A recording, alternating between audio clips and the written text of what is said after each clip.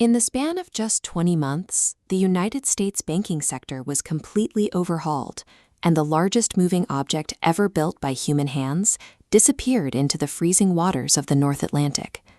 Connected to both of these events was John Pierpont Morgan, arguably the most powerful private banker on Earth. Morgan's financial empire backed the creation of the RMS Titanic. He even had a private luxury suite prepared for the maiden voyage. But days before departure, he abruptly canceled his ticket. When the ship sank on April 15, 1912, over 1,500 people died. Among the victims were three of the wealthiest and most influential businessmen in America. Just 20 months after the disaster, Congress established the Federal Reserve System, permanently altering how money flows through the American economy. For over a century, a persistent theory has attempted to link these facts together. The claim is that Morgan deliberately sank his own ship to assassinate wealthy rivals who were blaving his plans for a central bank. The question is whether these intersections point to a calculated corporate assassination or a myth built entirely on selective history. Let's examine the first pillar of the theory, J.P. Morgan's convenient absence. Morgan's International Mercantile Marine Company controlled the White Star Line. He was deeply invested in Titanic's success. And the rumors get one thing absolutely right. He did have a personal suite booked, and he did pull out of the trip at the 11th hour. But historical records show us exactly what he was doing instead. Morgan had traveled to a resort town in France.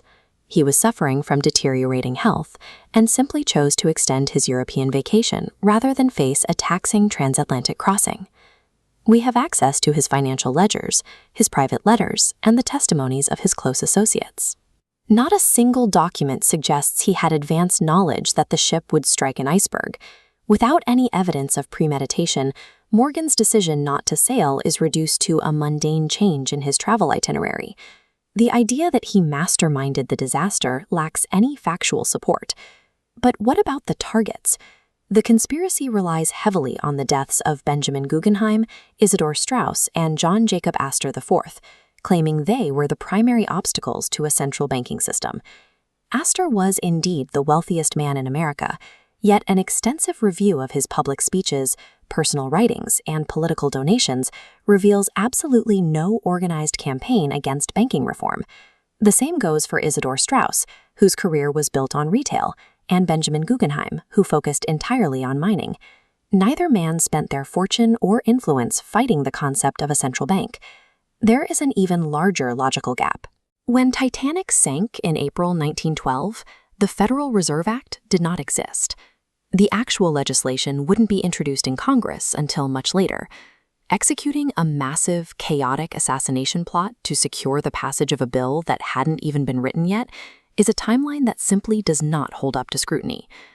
To understand where the Federal Reserve actually came from, we have to look back to the Panic of 1907.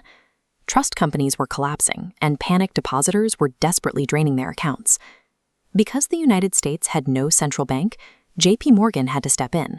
He locked New York's top bankers in his private library and forced them to pool their money, personally acting as the nation's lender of last resort. This intervention saved the economy, but it terrified lawmakers in Washington.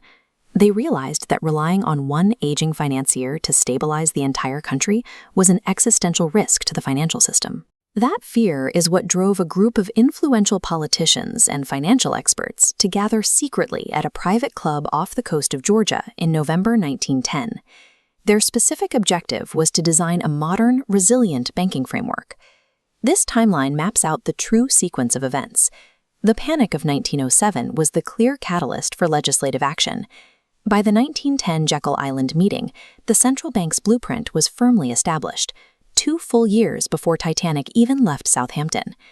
The Federal Reserve was a bureaucratic solution to a documented macroeconomic crisis.